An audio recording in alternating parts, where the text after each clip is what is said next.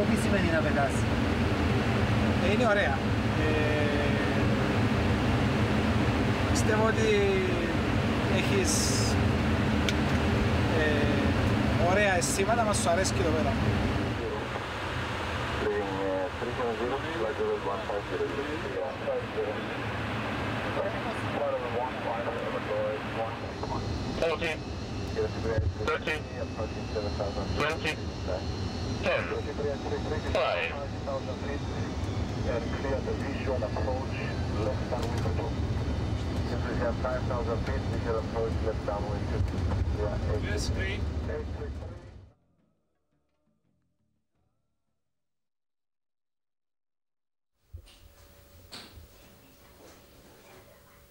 Επειδή είμαι τόσο πολλά συνδεδεμένος με το χωρικό μου και με το σπίτι μου, προσπάθησα να κάνω το δικό μου αρχείο και να βρω φωτογραφίες του χωρικού μου πρόσφατες, το σπιτιό μας της γειτονιάς μας. Αυτή τη στιγμή έκανα έναν πολλά εύκολο και ωραίο χάρτη για να σας δείξω. Είναι ο δρόμος που μπαίνει στο Παλέκυθρο, από Λευκοσία δεξιά. Περνάς και φτάνεις στο μέσο του χωρικού. Εμάς στη γειτονιά η δική μας ήταν ακρινή, βρίσκεται στον δρόμο προς Κιθρέα. Και είναι διάφορες φωτογραφίες οι οποίες είναι πολύ συνδεδεμένος με αυτές. Προσέχω και που ήλιο και που άνεμο, δεν θέλω να τις χάσω. Νομίζω, έστω και αν δεν καταφέρουμε να πάμε καμιά φορά πίσω στα χωρικά μας, τούτες οι φωτογραφίες εμένα να μου θυμίζουν και το χωρικό μου και το σπίτι μου. Η δουλειά του αντρός μου ήταν βοσκός. Είχαμε τα ζώα, περνούσαμε πολλά καλά. Χτίσαμε το σπίτι κάτω. Εσαστήκαμε. Γεννήθηκα στο Παλέκυθρο. Είχαμε κοράκια. Είχαμε ζώα. Είμαστε 8 αδέρφια. Όλοι εργαζόμαστε για το σπίτι, για την οικογένεια.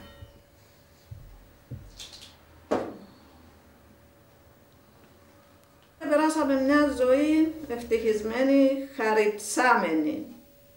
Είσαι με αγάπαμε περίπου που μια βασίλισσα. Σηκώνομαι το πρωί να στρώσω, να κάνω τις δουλειές μου, να σαρίσω, να σφουγγαρίσω. Το ράδιο πάνω και εγώ πάνω. Το ράδιο, ό,τι τραγούδι δεν άλλε το ράδιο, χορευτώντα και τραγουδώντα έκανα τις δουλειές μου. Έκανα 6 ώρα. Ένα με το άλλο εγώ ήμουν το καλύτερο. Όχι πως είναι μωρά δικά μου, πως είναι πράγμα που φαίνεται. Θυμάστε, είχαμε φάρμα η οικογένειά μας.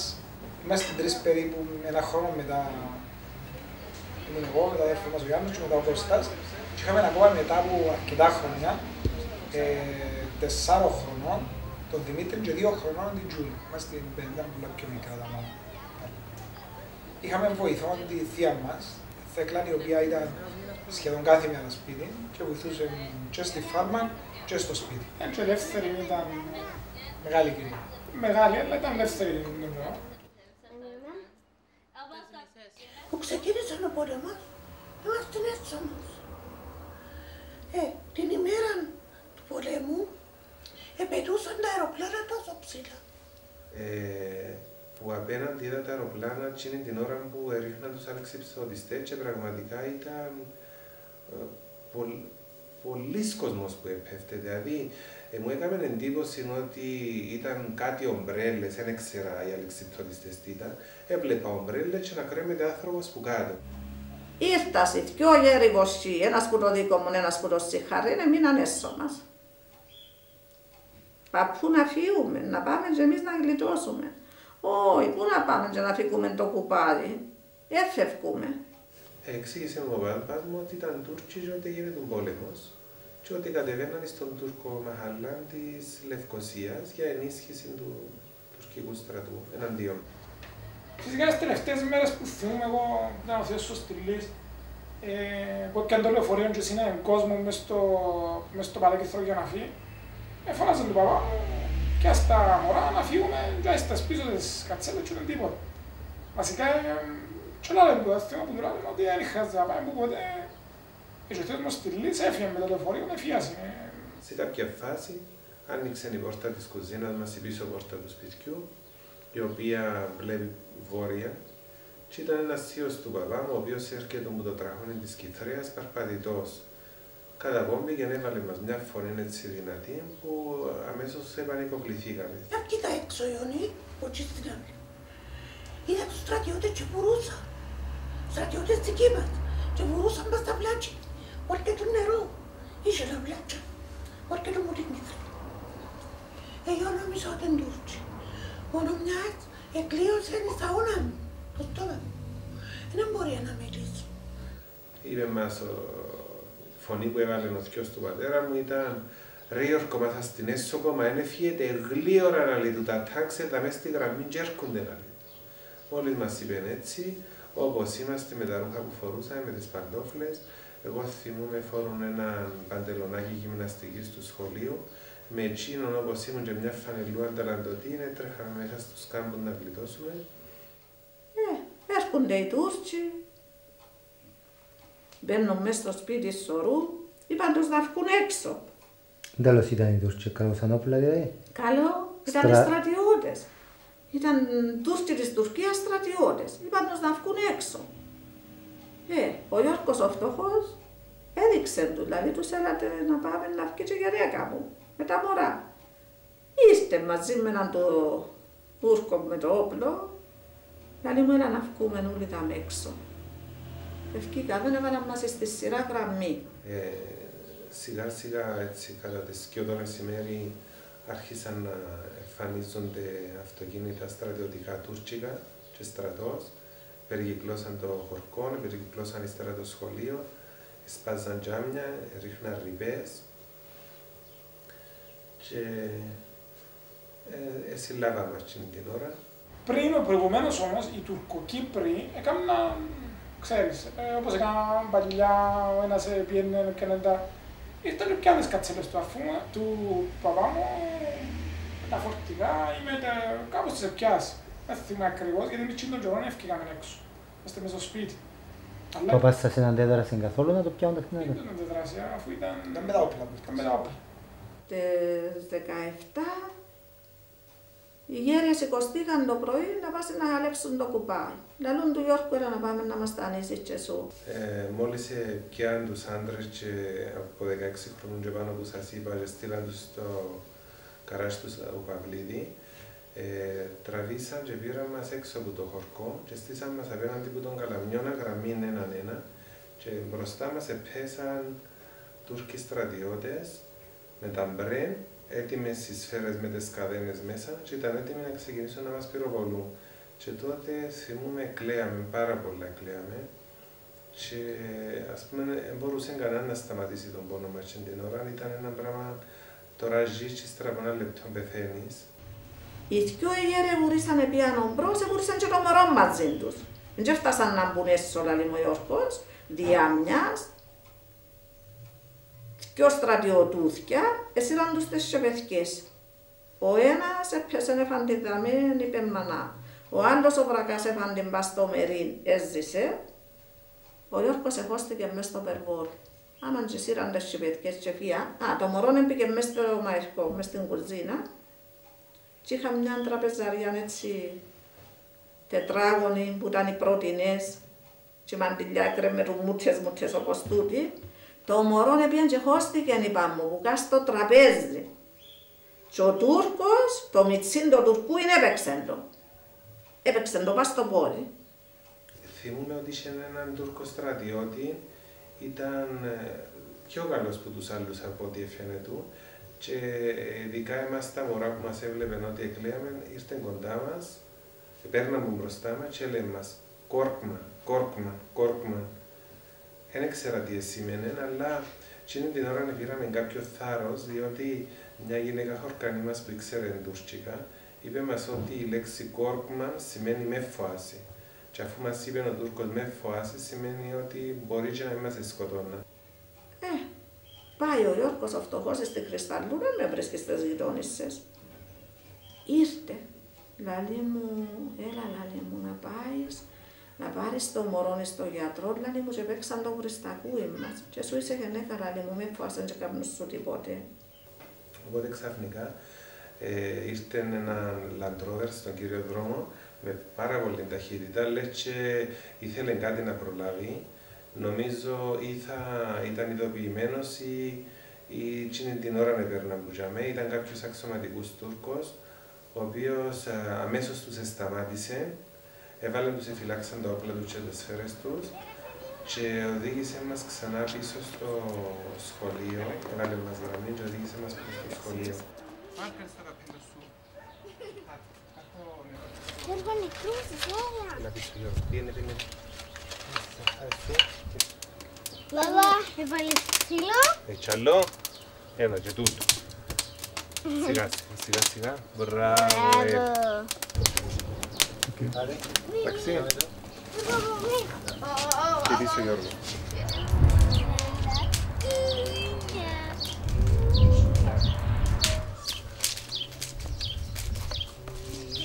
Ρολί.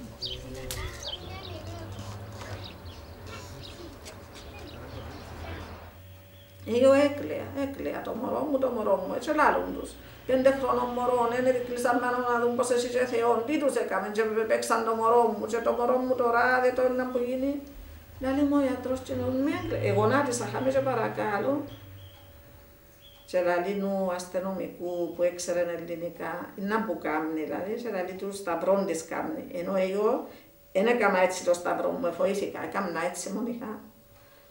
Λέει μου με έγκλες, λέει μου ένα μήνα να γιάνει το μωρό σου και ας το φέρουμε. Μωρό με τσιλάλι μου και τρέφει. Άμα και πάμε έτσι, παρεωρήθηκα. Είναι αμυδρές οι μνήμες που έχουμε σε συναισθήματα και σε αντιδράσεις. Αλλά τι είναι πιο έντονο είναι, εγώ θυμούμαι το Σαββάτο το πρωί, ας πούμε, που χτυπήσαν μας την πόρτα, φωνάζαν, να βγούμε έξω, ευκάλαν πρώτα τους μεγάλους τους ανθρώπους, τη μάμα μου, μαμά μου, τη θεία μου, και αρχίσαν και πυροβολούσαν τους. Ακούγαμε τους πυροβολισμούς, σιγά σιγά ευκάλαν κι άλλους στο πίσω μέρος στην αυλή. Πήγαμε από τον μπροστά την είσοδο και σπρώχναν τους να βγουν από την πίσω την αυλή, γιατί όσο πήγαμε μπροστά και πίσω αυλή που ήταν η μάντρα στο ρεύμα. Και ήταν και αυτοκίνητο εντάξει, πας μες στην αυλή μας και μαζεύκαν τους διάφορα κουβάρκα και πυροβολήσαν ανεξέλεκτα. Ως που ευκάλαν μας, ευκάλαν και εμένα, τους τελευταίους, μαζί με τον αδελφό μου τον πιο μικρό και πήραν μας σε μια γωνιά απέναντι το σπίτι που είπαμε θα γίνεται όλα σε 20 μέτρα, 30 μέτρα, δεν ήταν πολλά μακριά. Είχαν δυο στρατιώτες που πυροβολούσαν και πυροβολούσαν μας και εμάς. Διακρίτως οπουδήποτε. Ναι. Θυμάμαι ότι κοντά στο αυτοκίνητο ήταν η οικογένεια του Λιασί, η κόρη του με το μωρό 2 χρονών. Δεν θυμάμαι να είδα τα μωρά των αδερφών των 4 και 2 χρονών, που ήταν ακριβώς. Μετά που πυροβολήθηκα σε 3 σημεία, λιποθυμούσα. Ακούγαμε τις τσιριλιές τους, τα κλάματα, τις φωνές, οι πυροβολισμοί συνεχίζονταν. Εγώ βασικά θυμούμαι ευκήκα με τη θεία μου. Τη θεία μου που ήταν μαζί μας πάντα, τη Θέκλα, τη εβάσταμε από το χέρι και κατέβαινα τα σκαλιά. Ήταν η δεύτερη παρτίδα που έφτιανε. Πρώτα ευκήκαμε 4, που ήταν η μεγάλη. Ο παππούς ο Λιασής, ο παπάς μου, η γιαγιά η Γιασίνα και η μάμα μου νομίζω που ευκήκαμε πρώτα. Τέλος πάντων, κάποιοι ευκήκαν και κατέβηκαμε μια δεύτερη παρτίδα. Επειδή ήμασταν με η θεία μου και τράβαμε ένα φέο και μου θυμώ που μου λένε έλα πίσω μου. Τι είχε γίνει, όπως κατεβαίναμε, εγώ είδα τον παπά μου σε μια γωνιά με αίματα, τον άλλον τον παππούν τον Λιασί. Ίσως από φόβο, έφυγα της θείας μου και πήγα πίσω δίπλα από το αυτοκίνητο και πια την ευθεία του σπιτιού και έκοψα γωνιά και έκοψα τρέχα προς το κέντρο του χωριού. Εντάξει, και εμείς είμαστε πολλά τρομαγμένοι, δεν μπορούσαμε ούτε και εμείς να κυκλοφορήσουμε, να βγούμε έξω, επέσαμε όλοι από κάτω από τα κρεβάτια και ένας που μας εκοίταζε από τη χαραμαθιά του παραθύρου και έβλεπε και στους άλλους να απογίνεται. Σε κάποια φάση αλλάσαμε εκείνον που έβλεπε και έμπαινε κάποιος άλλος. Θυμούμαι σε μια φάση να μπήκα εγώ, ήταν η σειρά μου Και ήταν την ώρα που είδα τον κόσμο να στέκει και μετά να κλαίει, να φωνάζω και μετά να μην βλέπω κανέναν και να είναι μια ησυχία, λέει, και άνοιξε η γη και καταπιέν τους. Οπότε κρύψαμε, δεν έκαναμε οτιδήποτε, δεν μιλούσαμε. Μετά που ησυχάσαν τα πράγματα, έφυγαν οι Τουρκοκύπροι, σηκώστηκα και είδα τον Γιώργο τον Λιασίν να μου λέει ότι διψά. Κάποιος μου είπε ότι διψά. Και είπα μου να φέρω νερό ή κάτι. Είδα τον αδερφό μου δίπλα χτυπημένο, αρκετούς ούλους ας πούμε. Πήγα στο σπίτι μέσα, ξάπλωσα νομίζω λίγο ώρα πάω στο κρεβάτι μου και μετά δεν έβρισκα νερό και ήφερα έναν καρπούζι το οποίο έσπασα βασικά, γιατί το χαμίζω έσπασε και πήρα το πρόσφερα ορισμένος σε εκείνο που νουλάνε ότι δίψαν ή κάτι διάστημα συγκεκριμένα. Έπιασα ένα ποδόντο στο ποτάμι και περπάτησα στο ποτάμι, είναι ολόκληρο. Θυμάμαι συγκεκριμένα ότι πέρασα από κάτω από ένα γεωφύρι γιατί είχε που πάνω, δεν θυμάμαι ήταν άρματα ή ξέρεις φορτηγά, περνούσα από πάνω, πήγα από κάτω και έφτασα στο κέντρο του χωρκού και ήταν οι θείες μου. Και χτύπησε την πόρτα, πήγα ράβουν τους ότι ξέρεις, είναι έτσι, σκοτωθήκαν του. Και οι θείες μου, όχι, ξέρεις, προσπαθούν να με καθησυχάσουν.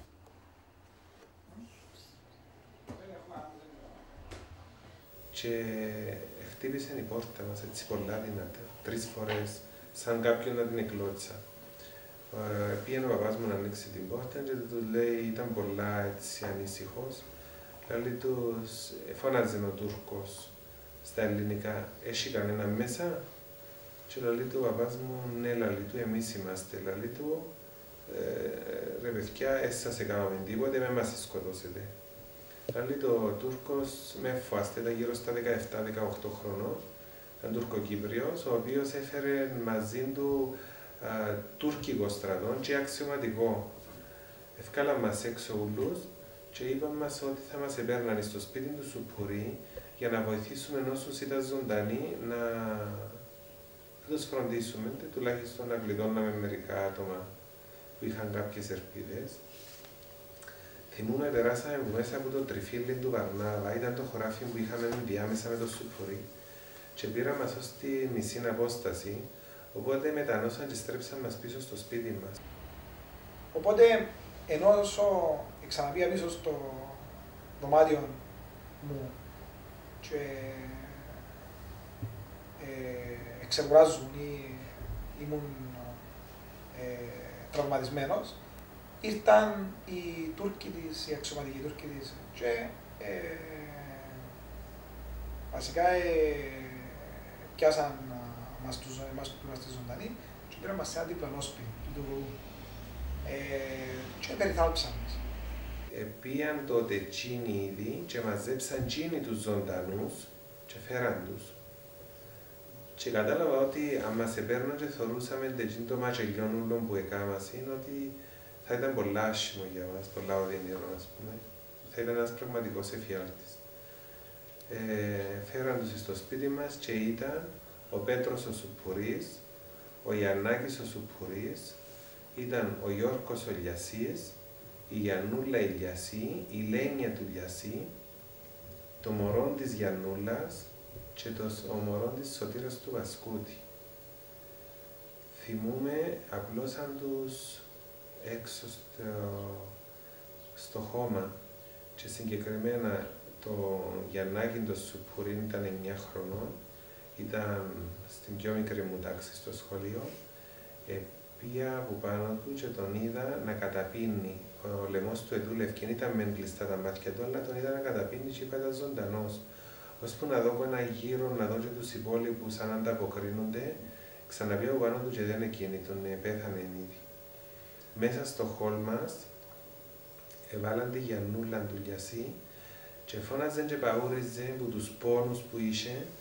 Προσπάθησε ο παπάς μου να την πιάει από το χέρι, δηλαδή να τη βοηθήσει να πέσει, στρώσαν τη σχαμέ και τσίριλαν και φώναζε να το χέρι μου και Γιώργο να πεθάνω από τους πόνους της.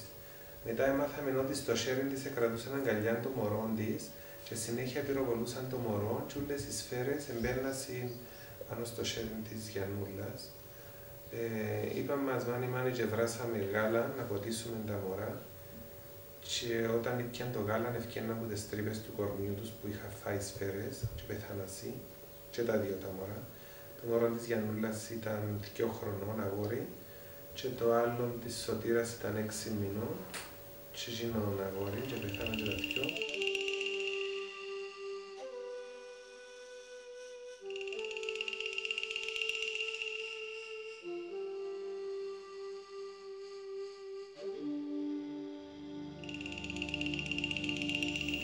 Βάλουμε το μωρό να πέσει, σαν πέφτει το μωρό, παρατηρώ το σερούιν το μωρό γιατί είναι γεμάτο.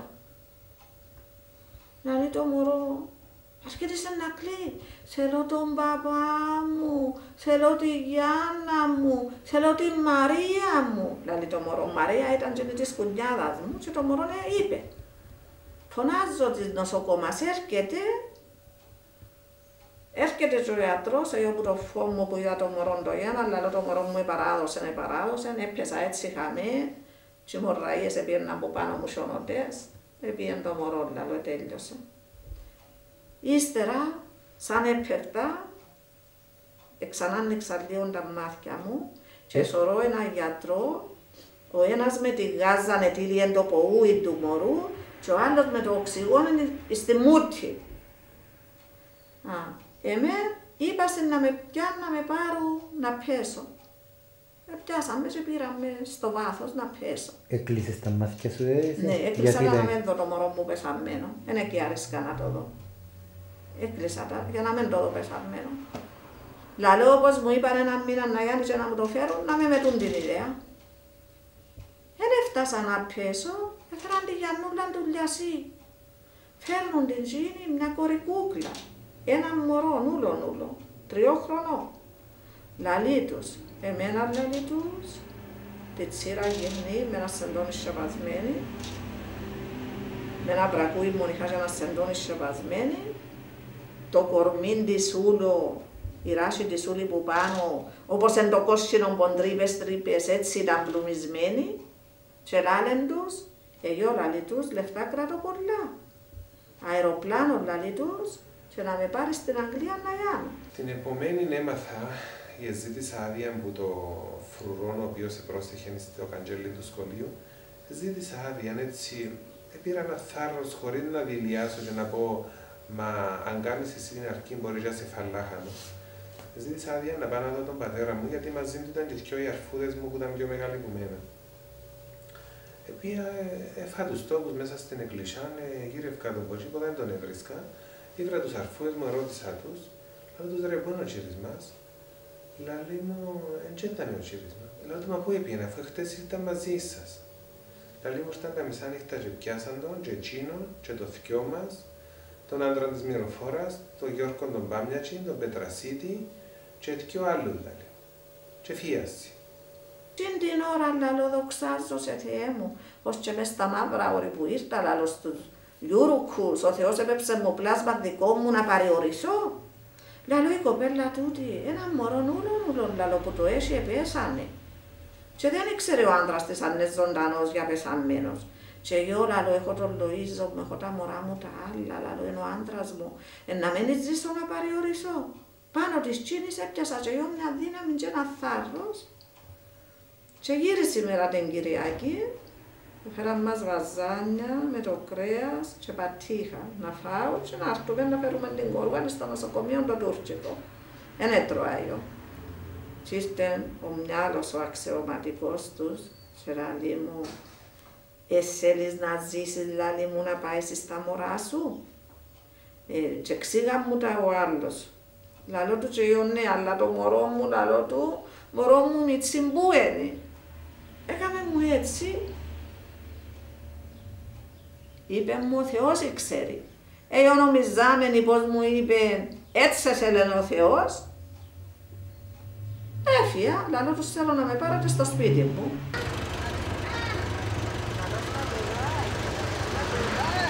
Τα καλά μου ρε τούτα. Πιένε, σιγά σιγά.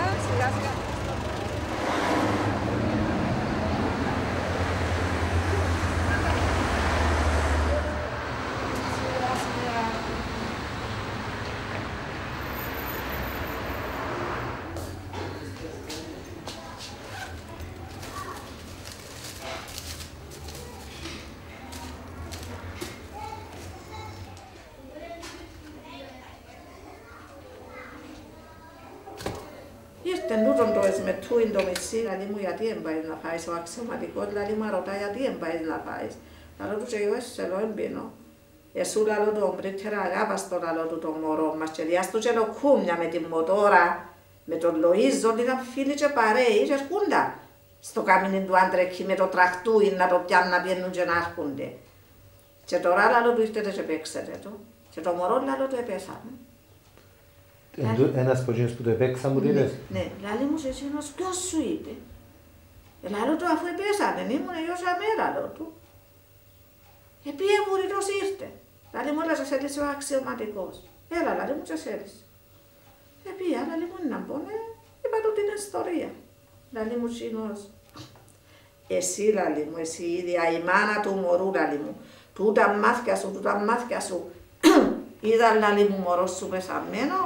Καλό του και ιόνιο, εν το είδα, εν εκεί άρα να το δω, ούτε και είπουν κανένου πως επέσανε λαλό του. Είπα τους ένα μήνα να γιάνει να μου το φέρει. Λαλή μου μωρός σου δεν επέσανε, λαλή μου, μωρός σου ζει. Οπότε ήρθαν το Σάββατο, ήρθαν και η δική μας η σειρά, για να αποχαιρετήσουμε κάποιους άλλους και μπήκαμε στα λεωφορεία να φύγουμε. Ένιωθα πάρα πολύ χαρά και την ώρα. Τούτη, ευκάλαμε τη τελευταίος πριν φύγουμε από τα σπίτια μας, τελευταίος. Δαμε ο Λοΐζος, ο μεγάλος μου, ο γιος κρατεί του ταυτούτια του Μητσού του Χριστάκη και χωρίς σαν μου το μωρό είναι καλογέλασε για με. Ήμουν έτσι λυπημένο.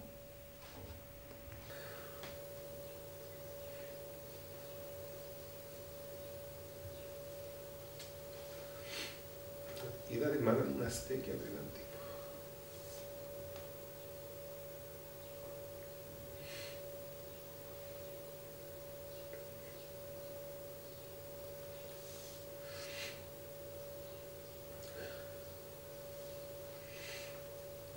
Κατεβήκαν από το λεωφορείο και μπροστά μας στέκει τον μάνα.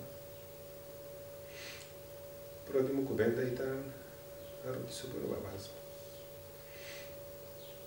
Και απάντησε εκείνο που σας είπα ότι δεν ήρθε. Βάλαμε μας μέσα σε λεωφορεία. Πρώτα βάλαμε μας και φάμε, ήταν μια σούπα τράχανα. Βάλαμε τα πράγματα μας στο λεωφορείο και ξεκινήσαμε να πάμε σε άγνωστους τόπους. Ήταν τόποι που εγώ δεν ξαναείδα ποτέ μου, ούτε ήρθα στις περιοχές ποτέ μου. Ήταν διαφορετικοί τόποι από τους δικούς μας και καταλήξαμε σε μια περιοχή χωματώδης και δεν ξέρω εγώ πόσα, 200-300 τσατήρκα να τα παίρνει ο άνεμος. Είπαμε μας εσείς να μείνετε δαμέ και εμείναμε τζαμέ γιατί ήταν και το τσατήρι που έμενε η μάνα μου πρώτα. Μόλις έφυγε μου το νοσοκομείο, επειδή δεν είχε που με πάει, πήραν την στον καταβλισμό του Σταυρού. Δώκα μας 2 τσατήρκα, γιατί είμαστε 9 άτομα και μας εφορούσε ένα. Δώσαν μας τον αριθμό 91 και το 106.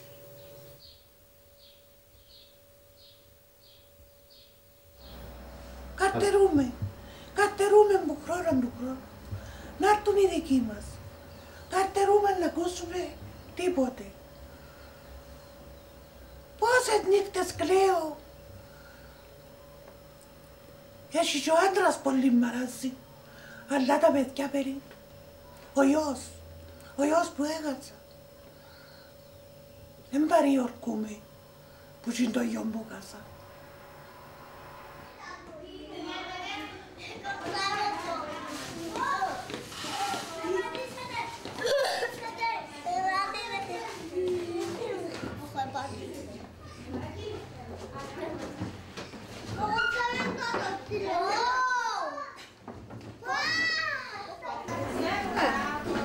Ευκήκαμε, ήρθαμε που ποδά, γυρεύκουμε το μωρό με τον Πληρίδη, είμαστε στον καταπλησμό του Λευκαρίτη, στα Τσατήρκα, πάμε ερχόμαστε 2 φορές την εβδομάδα στην Λευκοσία. Εμάθαμε ότι το μωρό πληγώσει μας το πόδι, πήραν το Ιάναντο και γράψασαν οι εφημερίδες 22 του Γενάρη το 1975 ότι θα μου το εφέρνα το μωρό το δικό μου. Πάω και εγώ στο Λίδρα, πάλας καρτερούμε να φέρουν το μωρό το δικό μας. Αντί 8 μέρες παιδάκια μου, περάσαν 28 τα χρόνια ακόμα να μου το φέρουν. Και περιμένω.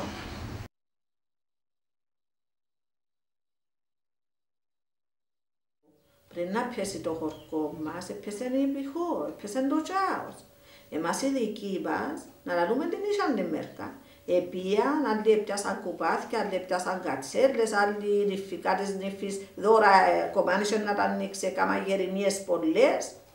Ύστερα που έπιασε το δικό μας το χορκό, όποιος ήβραν και εκείνοι, έφκαναν το άχιν τους. Εκείνοι που τα ξέραν, έφυγαν γλιτώσαν, εμείς η στραβία μπάρα, τίποτε ξέραμε τίποτε, μείναμε μέσα, έπαθαμε τούτα όλα τα κακά.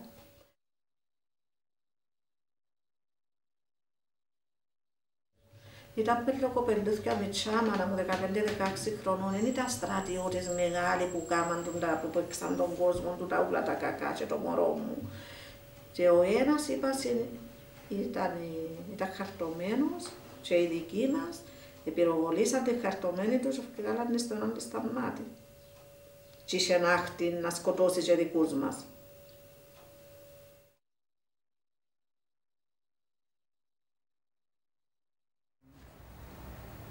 Επήρε μας πολύ καιρό να το χωνέψουμε το πράγμα που έγινε. Εγώ προσωπικά, εντάξει, δεν το που λέει ο Πέτρος ότι μια μερίδα δεν μπορείς να καταδικάσεις ολόκληρο λαό. Αλλά πάντα πρέπει να ξέρουμε ότι μπορούμε να ζήσουμε. Όπως ζουν στην Ευρώπη, όπως ζουν σε όλο τον κόσμο, και εμείς μπορούμε να ζήσουμε. Δεν μπορείς να κλαίεις πάνω από έναν γάλα που ισονόστη. Τέλειωσε. Κυρία Μυροφόρα, τόσα που υπόφερες είναι που σκέφτεσαι για τους Τούρκους.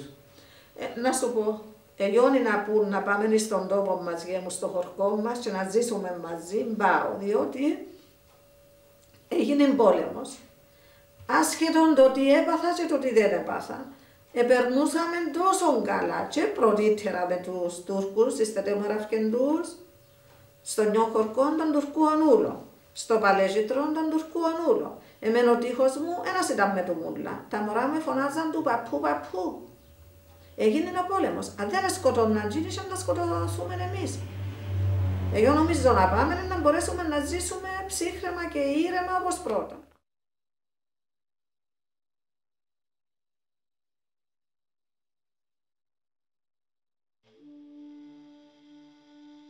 ...74 öncesi koşullarda Murat Ağa Sandallar Atlılar köylerini konuşursak... Zengin bir köylüydü. O zaman tabii imkanlar dardı. Herkes hayvancılık ve çiftçilik uğraşıyordu. 150 nüfusu vardı bu köyün. Türk köyüydü ama arazi karmaydı. Canlılar, Rumlar karışık.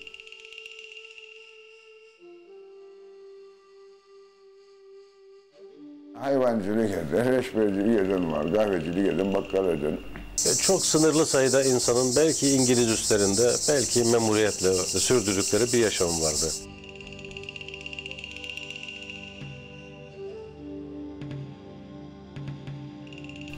Atlar Köyü, Sandallar Köyü'nün bir okulu vardı. En fazla 20 öğrenciye ulaşabilmiş bir okul. 1. 2. 3. 5. 6. sınıflar. 6. sınıfta vardı o sıralar. Toplam 20 kişi, bir öğretmen ve de herkes bir arada bir şeyler yapmaya çalışıyordu. Kahveye giderlerdi, biraz kağıt oynarlardı. Böyle kömür üzerinde kahve yapılırdı, pişirilirdi. Cezvelerde. Kahveci ikram ederdi. Giderdin kahveye, kağıt oynarsaydın lokum ısmarlarlardı sana. Bir misal gene lokum ısmarlardı. Yani kahve başka, limonata başka şeyler yani yoktu öyle şimdiki bir çeşitli şeyler. Her bayram rutin böyle camiye gidilirdi. Camiden sonra köyün içerisinde yahut da yakın köyde olan akrabalar ziyaret edildi. Sonra Çekar Lefkoşa'ya giderdi. Bayram yerleri vardı. İskele'de bayram yerleri vardı. Eski iskele yerinde tabii. İlişkiler bakımından bizim sürekli Rumlarla ilişkilerimiz oldu. Gitme, gelme falan olurdu ama böyle yani çok sıkı fıkılık deriz biz. Yoktu. Çok iç içelik yoktu.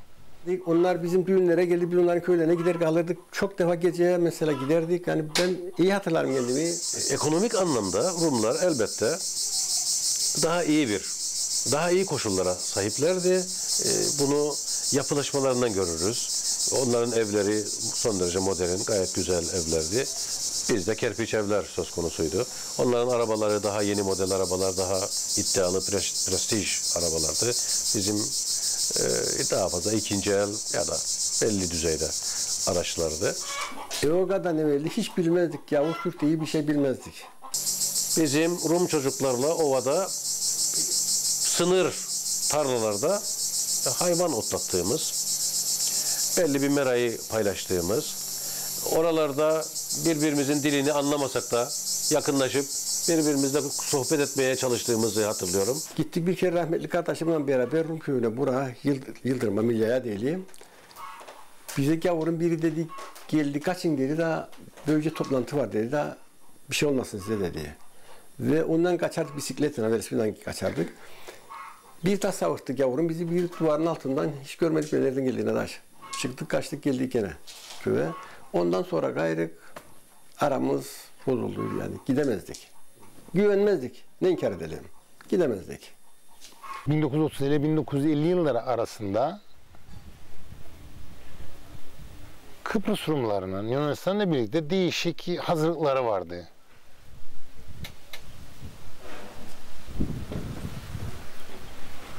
Gizli teşkilatlanma, gizli faaliyetler gösterme.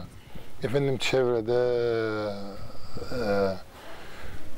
bölgede Türklere karşı bir rahatsızlık.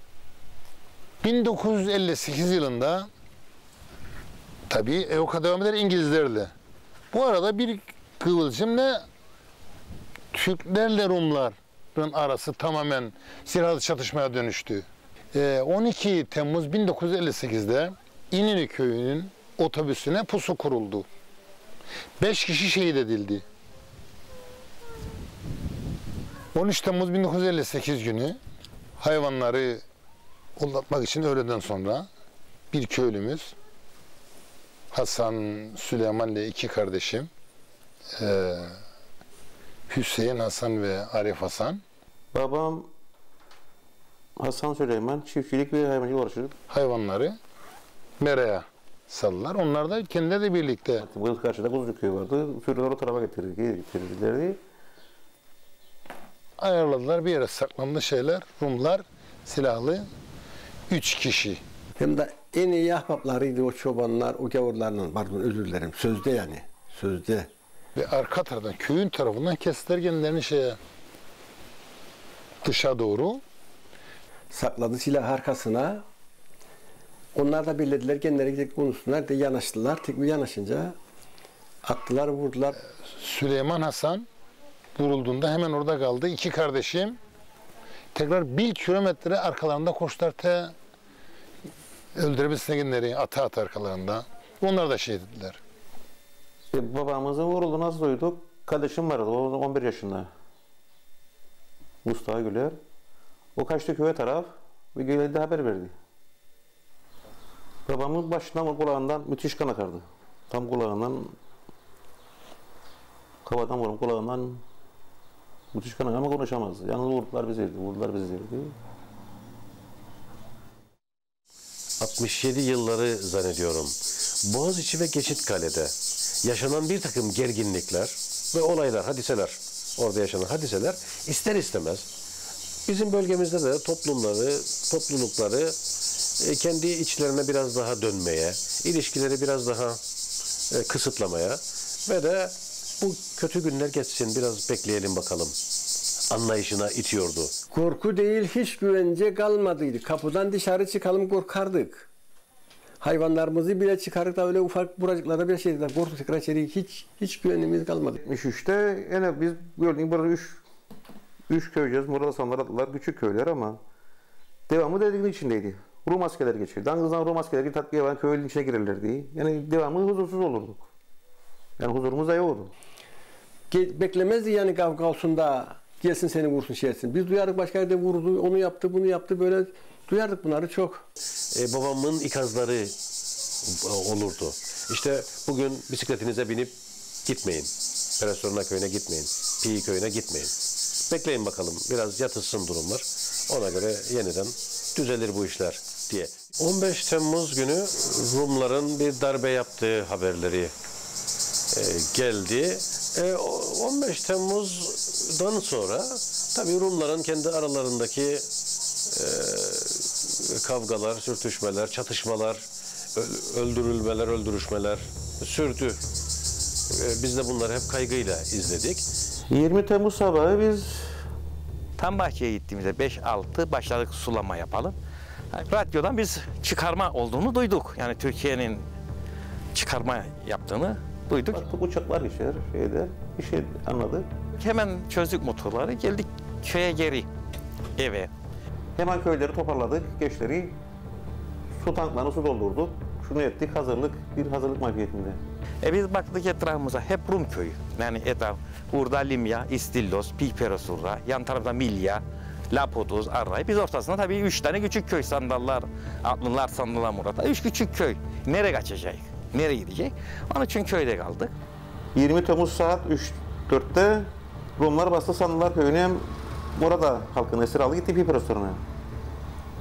Biz de o gün nedense gelemediler. Bildileri silah olduğunu değil bir şey gelemediler. Pazar gün böyle saat akşama kadar gene bekledik. Bir sessizlik var mı? Pazar gün akşamüstü tam buradan geldiler. Bu Limya köyünden bu evler tabii yoktu. Oraçtan pusu kurdular ve köyü başladılar darasınlar. Bütün köyü, Murat Ağa köyü, küçük büyük herkesi toplayıp şu anda Alaninçi İlkokulu olarak bilinen okula, o zaman da yine ilkokuldu, oraya götürdüler tümümüzü. Orada bir gece geçirdik. Ertesi gün öğleyin bu işler sürerken köyün kadın ve çocuklarını yine görüşmeler, konuşmalar, yani bu çocukları niye ezip ediyorsunuz burada, ne olacak bunların halleri, bu kadınlarla ne işiniz olabilir buralarda falan gibi konuşmalar sonucunda toplandı kadınlar ve çocuklar ve köye geri götürüldü. Evlere yerleştirildi insanlar. Yani herkes evine gitti. Kimler dışında? 15 yaşın üzerindeki erkek çocuklar. Evet, doğal olarak yetişkin erkekler. Oradan bizi aldılar kamyonlar kadar bu Gülseren kampına. Oraya götürdüler bizi. Onun içinde kaldık. Bazılarını geri yol attılar. Bazılarını bıraktılar onun içinde. Bazıları Limon'a kadar gittiler bunlar. Ben mesela 6 gün kaldıydım. 6 günden sonra köye yolladılardı.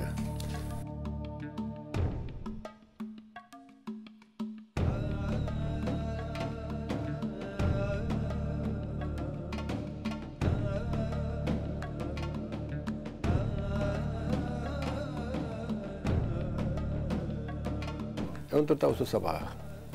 Olayların başladığı gün biz buraya geldik doğru. Sen jetleri mi gördün o sabah? Sabahtan evet jetleri gördüğümüzde karantinadaydık. Yani dedik saklanalım ama maalesef başaramadık. Bunun içindeydik hep çocuklarla biz. Sonra biz işte kalktık erkekler iki erkek o yana geçtik.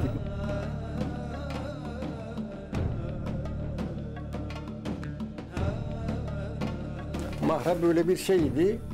Bir delik öyle vardı, bir de delik böyle vardı. 4 çocuk, bir karı benimdir. Yalnız bunun içinde eşimiydi bunun içinde. 8 çocuk, bir hanım da kardeşimin bunun içinde çocuklarını hep saklıydı. 2 de biz olurduk, başka bir adamla. Yani 16 kişilik bunun içinde saklı biz. Bu kemikleri o zamandan koyduk, daha dururlar ama kemik çoğu daha kalmadı aldı. Ondan günde vardı kemik çok. Niçin kemik öyle? Görmesin bir şey, anlamasın diye gavur yani bir şey. Kemik görünce etmezdi. Ne etmezdi? Yani bilmezdi, biri yoktur gibisine gelir bir yerine. Zaten bu incir yoktu ki o zaman da son oldu bu incir. Bu incir ağacı son oldu. İncir ağacı son oldu bu uğraşta. Kasım Ereş dedi, gel çıkalım biz o yana bir mağaraya girelim. Çünkü kadınlar rahat otursun dedi. Kimse bilmezdi ama işte rahmetli annemle bir bakkal vardı. Onları da ses getirelim. Ona yaşlı bir kalan dedi köyde saklanalım. Bulundular. Onlar bilince yerimizi söylediler Urum'a. Söylemesek gavur bulamazdı burasını. İşte en nihayet sonra annem geldi işte. Dedi çıkın da sadece soru soracaklar bize dedi bir şey yapmazlar dedi. Onlar da inandılar çıktılar o şekilde. 14 kişi. 14 kişi. Siz erkekler olarak? Evet o yandaydık. O bir mağaradaydık. O yanda. Rumlar size bakmadılar. Bakmadılar hiç. Onlar alınca onlar böyle de yoktu. Bunun başka biri. Söylemediler evet. Eğer kim gavur sorsaydı belki de söylerler. Yoksa soruda söylemedi diyemeyiz onu bir şey. Bir daha bildirmediler bizim olduğumuzu. Onun için o şans kurtardı bizi. Artık kurtulduk mu kurtulmadık artık yemeyiz bir şey. Evet. En son görüşmüş çıkarlardı onlar. Gördün kendin mi? Tabii. Çağıra bağıra çıktı çocuklar ağlayarak. Annem derdi kendileri ağlamayın daha sadece soru soracaklar bize korkmayın da bir şey etmezler derdi. Öldürecekler bizi de çocuklar duyardım ben ama ne diyeyim. Çıkmadan diyemezdik.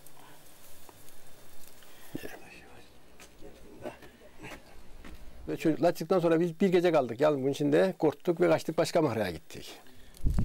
Vura vura geldik bu yaşta, bu yaşa.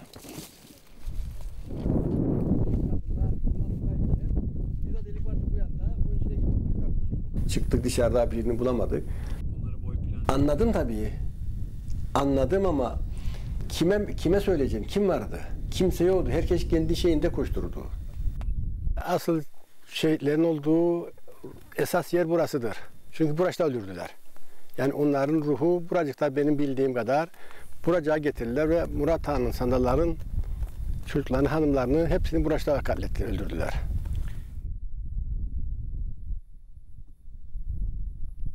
Kızım nikahlıydı. Oğlum mesela çalışırdı, kalıp yanında çalışırdı.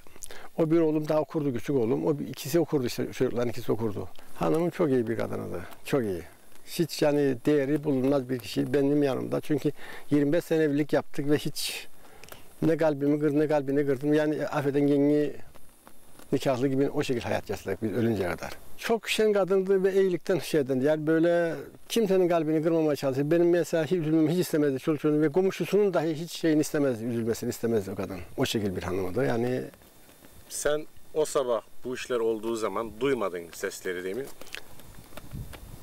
Sesleri duymadık çünkü aldılar biz hesap beklemezdik öldürsünler. Çünkü çoluk çocuk öldürülmez bilir biz mesela kadın şey olarak. Sonra bir de 19 gün sonra bulununca o zaman anladık öldürdüklerini yani bunları burası. Mezarlar açılırken sen de buradaydın. Buradaydım tabii. Oğlum yüzü aslında nasıl yanık şey oldu, saçları yanıdı başında kendi çok şey durumdaydı. Görünmez bir haldeydi yani. O şekil gördüm ben. Kendimden geçtim. Ne kadar ararsam toplayıp toparlanmazdım ama gene de işte arkadaşların şeyin yani mesela bir arkadaşlar aldı işte şudur budur. Marat etme seninkiler yoktur bunun şey şu falan dedi. Ama gene ne deselerdi ben bilirdim böyle olduğuna çünkü gördüm çocuğu. Yani o şekilde. Ama sağ olsunlar beni teselli ettiler. Biraz o kadar şeye düşmedim. Yani belki de almamış olsalardı şimdiki zamanım olsa ölebilirdim. Çünkü kalbim zayıf kaldı. Şey etmezdi. Şimdiki zaman ölürdüm. Ölebilirdim. Emine Hüseyin, Seval Hüseyin, Mehmet Hüseyin, Ertan Hüseyin.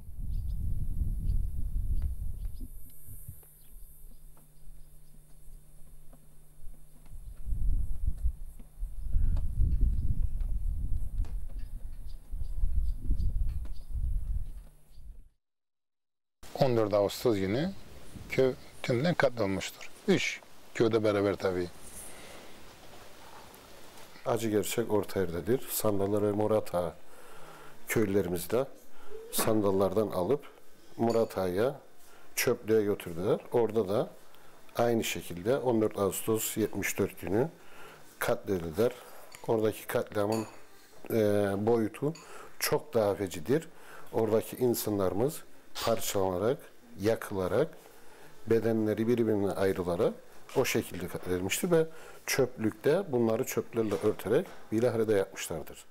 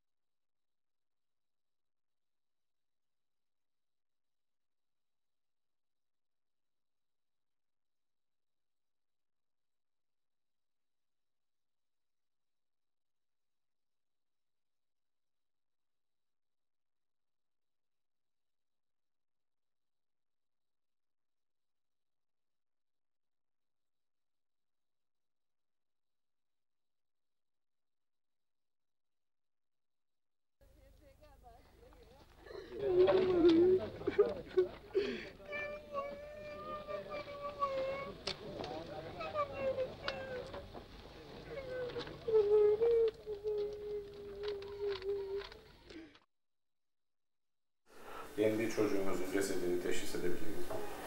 Hayır. Niçin? Sebebi cesetler çürümeye yüz tutmuştu. Şu andaki nakledilen cesetler hep bir arada yani. Kimlik teşhisi. Yani acı bir gerçek ama cesetler çıkarılırken Allah kimse hiçbir anaya, hiçbir babaya, hiçbir ataya bir evladın cesedinin çıkarılmasına nasip etmesin.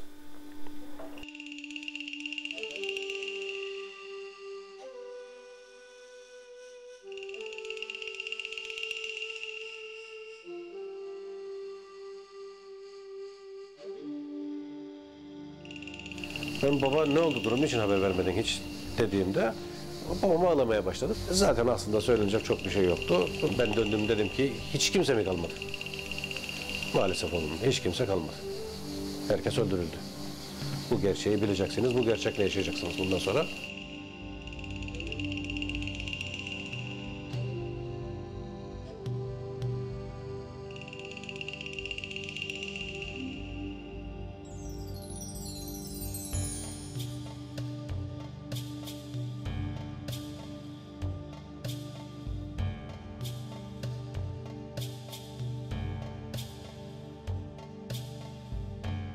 Annem, 2 kız kardeşim. Kız kardeşim 15 yaşında, benden 2 yaş küçük. Erkek kardeşim.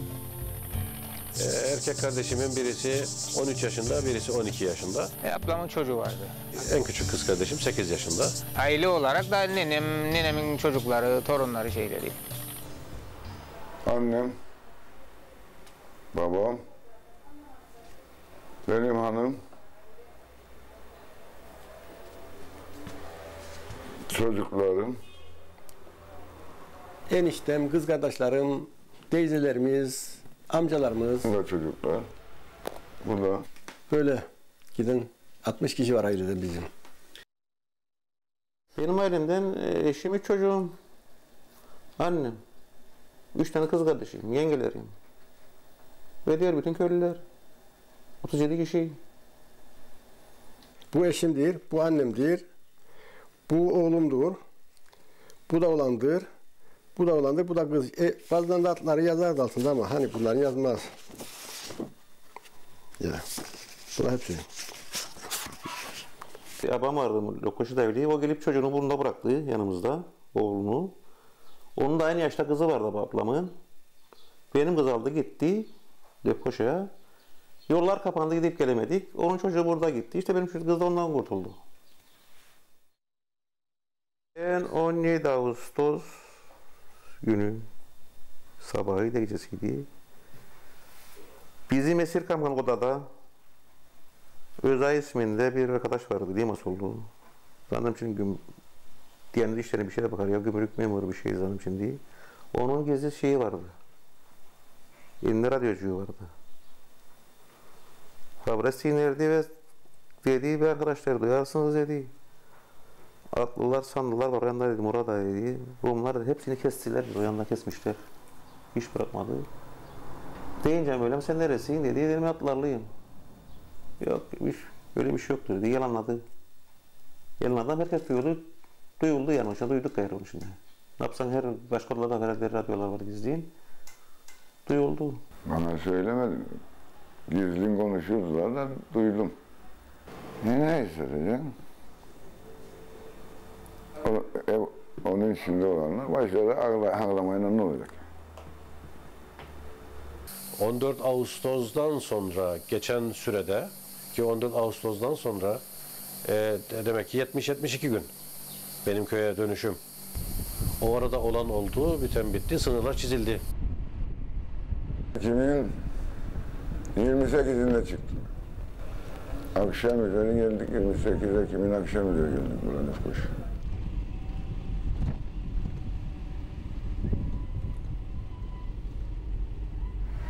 Evler dayanırdı zaten ya, zaten kimse yok.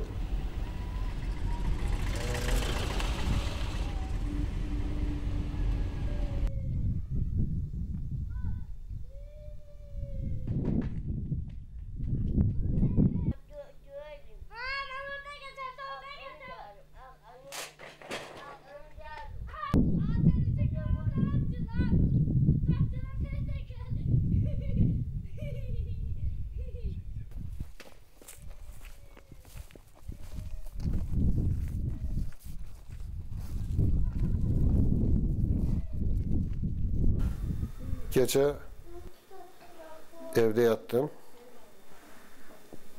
Kayınpederim yatır, ben yanımda. O gece hiç unutmam. Şehitlikten çocuğum kalkmış, geldi yanıma. Başını okşamışım. Hep o gece onları yaşadım. Yani nasıl uyumadım. Ve kendimden çok ben derdim ki ben bir şehit verdim.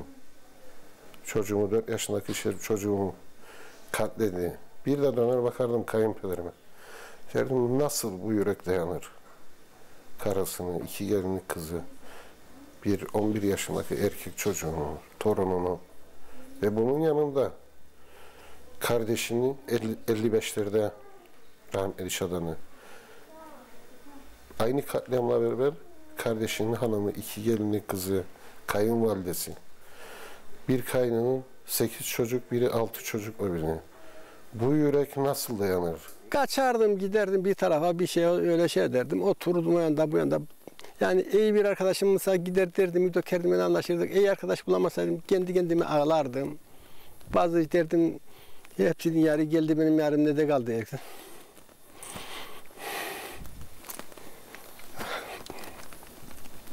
Ağlardım o şekilde, çeşit şeyler geçirdik.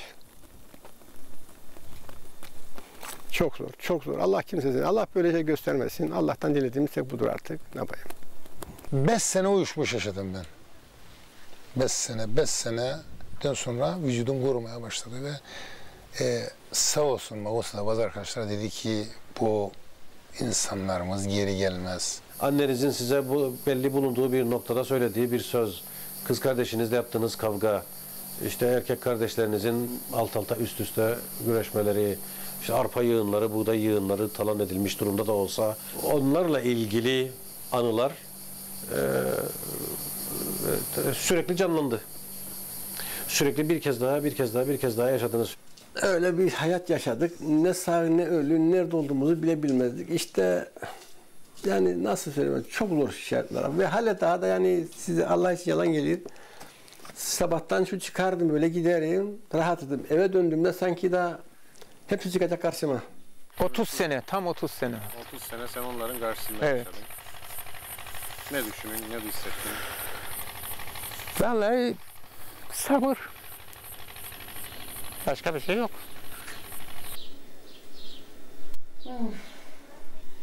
Şimdi biraz daha iyidir herhalde. O zaman ateş napsan tazeydi. Acı büyük. Şimdi biraz gene unutmam ama biraz daha gider. Normal. Kolay değil.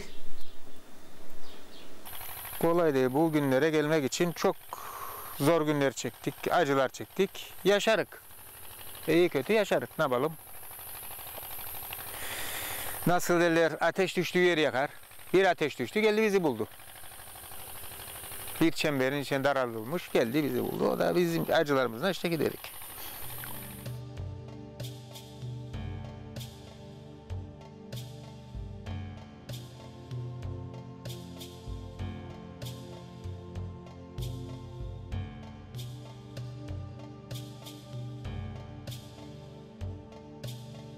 Köyde muazzam bir sessizlik, müthiş bir dinginlik ve bir organizmanın sanki bir anda ölmüş olması.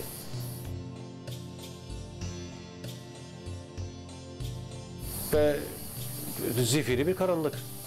Yani sizin görebildiğiniz, sizin yaşayabildiğiniz, sizin hissedebildiğiniz sadece kopkoyu bir karanlık.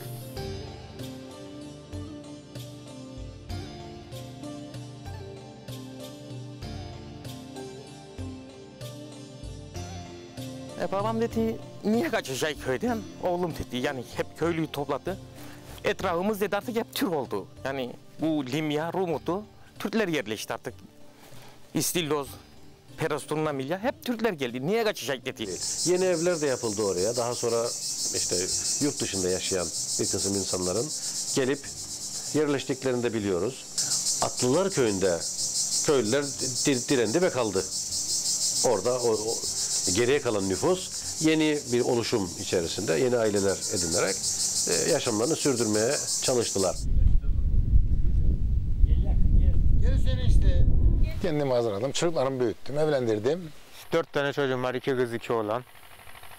Yavaş yavaş düzelttik. Yavaş yavaş düzelttik. Köyde kalmalarını istedik.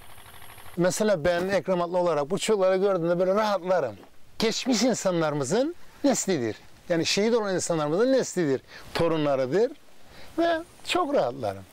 Yani çok rahatlarım. Ne güzel. Daha güzel bir şey olamaz. 75'te evlendim, 23 Mart 1975'te. 5 tane oğlan var bizim. Tabii sırf köy böyüsün, çocukları köyden kaçırtmadık. 5. numara, 5 numara. En küçük bu. Hep oğlan.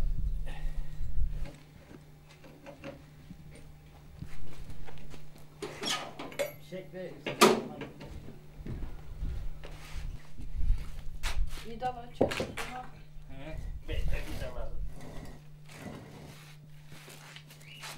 Bir tahta bu köyleri büyütmeye, çoğaltmaya, şimdi yaşatmaya çabaladık. Yani... Can Muhtaroğlu. Büyükten küçüğe tutmadım. Baba bir tanesi. Bura. Bura içeri. Getirin böyle. Tabii. Hadi gel.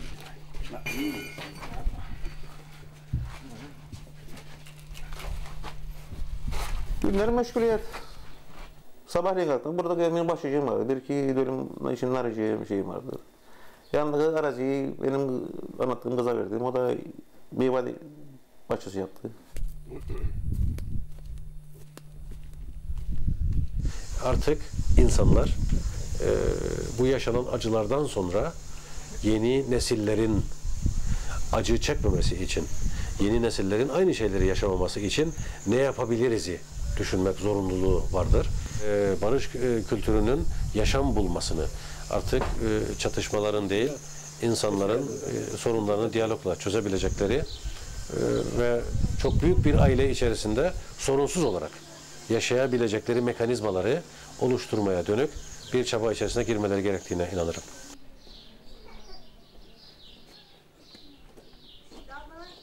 Barış iyi şey ama hani kaç senedir devam ederek bu görüşmelere hani öyle bir şey yok. Barış iyi şey, savaş kötü.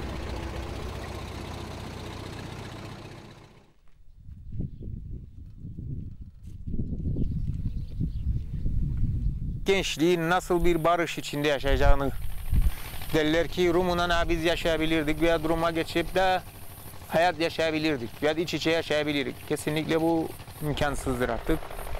Çünkü bunları yaşamayan bilmez. Kıbrıs yakın tarihinde çok fazla acıları, kaldıramayacağı boyutta acıları yaşamış bir coğrafyadır. Bu coğrafyanın geleceği bu acılar üzerine kurulamaz. Bu mozaiği oluşturan bütün kültürlerin bir arada birbirini hoş görerek, birbirinin farklılıklarını tanıyarak, anlayarak ve bunu benimseyerek, kabul ederek yaşama zorunluluğu vardır.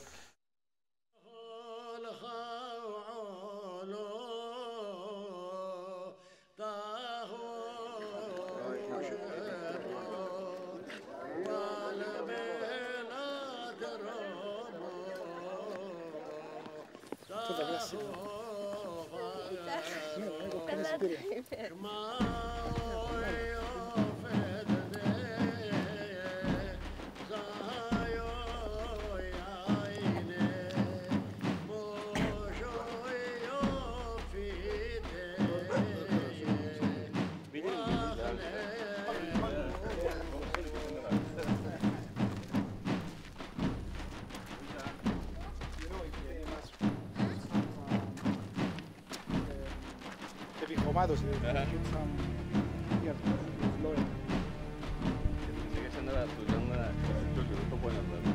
Tavşanlar falan vardı çıkardık onları oynadılar sevdiler.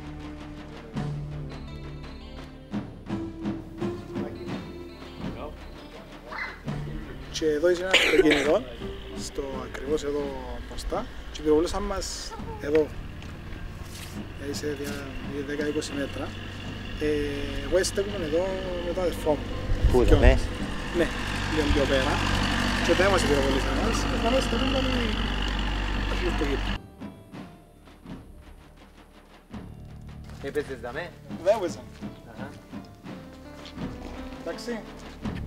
Τώρα λεπτό να προσφάρω καλά. Μπράβο. Έτοιμος. Μπράβο. Δεν τρώεις τώρα. No goal.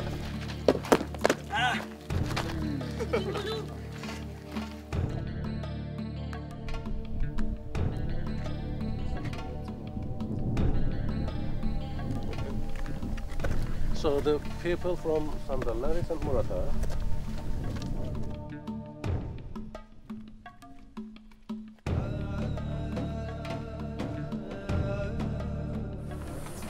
This is here. Emina Rustam is my mom.